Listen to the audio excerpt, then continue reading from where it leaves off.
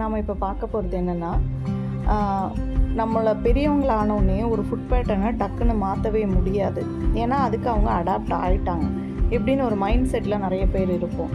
அதனால் நாம் இப்போ கிட்ஸ்லேருந்து எப்படியும் ஒரு ஃபுட்டை ஸ்டார்ட் பண்ணுறது, அதுக்கான ரீசன்ஸ் என்ன, ஸோ நம்மளோட நெக்ஸ்ட் ஜென்ரேஷனை நாம் அழகாக ப்ராட்டப் பண்ணிட்டோம்னா அது அவங்களோட லைஃப் ஃபுல்லாக அது கூட ட்ராவல் ஆகும். நம்ம எல்லாருக்குமே தோணும் நம்மளோட ஃபுட் ஹேபிட்ஸை எப்படி மாற்றிக்கணும் அப்படின்னு தெரியல. அட்லீஸ்ட் என்னோடய குழந்தைக்காவது நான் அதை கொடுக்க விரும்புகிறேன். நம்ம இது வரைக்கும் ட்ராவல் பண்ணி வந்துட்டோம் ஒரு பழக்கத்துக்கு, ஆனால் அந்த பழக்கத்தை எப்படி நாம் மாற்றிக்கணும் அப்படின்றது நமக்கு தெரியல. இப்போ என் குழந்த ஒரு ஏஜில் இருக்குது, அந்த குழந்தைக்கு நான் அவங்களோட மனசில் பதிகிற மாதிரி அவங்களுக்கு ஃபுட் ஹேபிட்ஸை க்ரியேட் பண்ணுறேன் அப்படின்னு நினைக்கிற பேரண்ட்ஸ் எக்கச்சக்கம் நமக்குள்ள. ஸோ அந்த மாதிரி பேரண்ட்ஸ்க்கெல்லாம் இந்த வீடியோ நல்லா பொருந்தும். நாம் கிட்ஸ்லேருந்து எப்படி ஒரு ஃபுட் ஹேபிட்ஸை க்ரியேட் பண்ணலாம், அவங்களுக்கு அதை எப்படி பிடிக்க வச்சு அவங்கள கூட்டிகிட்டு போகலாம் கைப்பிடிச்சி அப்படின்ற சின்ன சின்ன விஷயங்களில் கான்சென்ட்ரேட் பண்ணுறது மூலமாக நாம் ஒரு நல்ல ஒரு பவர்ஃபுல் ஜென்ரேஷனை ஃபுட்டில் க்ரியேட் பண்ண முடியும். நம்மளோட ரெப்ளிகா தான் அடுத்த ஜென்ரேஷன். அந்த ஜென்ரேஷனை நம்ம ஸ்ட்ராங்காக க்ரியேட் பண்ணி வச்சுட்டோம்னா அவங்க நமக்கு கொடுக்கறது நல்ல ஒரு ஹெல்த்தாக இருக்கும். உணவுகளை பற்றி நாம் பேசும்போது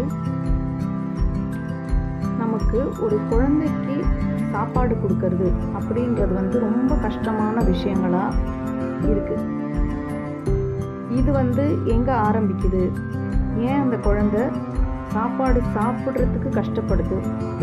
ஒரு குழந்தைக்கு பேரண்ட்ஸ் தான் ஒரு ரோல் மாடல் எல்லா விஷயத்துலையுமே. அந்த பேரண்ட் என்னவா அந்த குழந்தைக்கு இருக்காங்களோ அதை மாதிரி தான் அந்த குழந்தை எடுத்துக்கும்.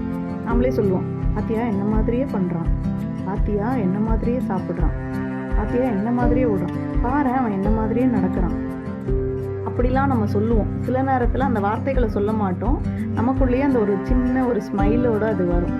அது ரொம்ப நம்மளையே நம்ம ரெப்ளிகா பார்க்குற மாதிரி அர்த்தம். அது அப்படி பார்க்குற அந்த குழந்தை தான் நமக்கு உலகம்.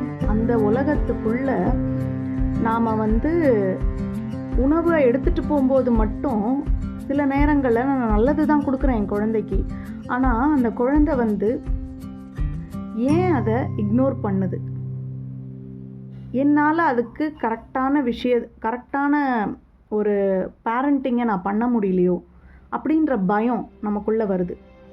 இந்த பயங்கள் நம்மளோட உணவு பழக்க முறையிலேருந்து நம்மளை வேறு பாதையில் டீவியேட் பண்ணுது. இதை நிறைய பேரண்ட்ஸ் இன்னைக்கு ஃபேஸ் பண்ணுறோம். இப்போ இந்த மாதிரி விஷயங்களை நாம் எப்படி கோத்ரூ பண்ணலாம், விட்டுட்ட விஷயங்களை எப்படி நாம் அட்ரஸ் பண்ண முடியும், அந்த பயத்தை போக்கி நாம் எப்படி நம்ம அதை ட்ராக்குக்குள்ளே எடுத்துகிட்டு வர முடியும், அதை பற்றிலாம் பார்க்கலாம்.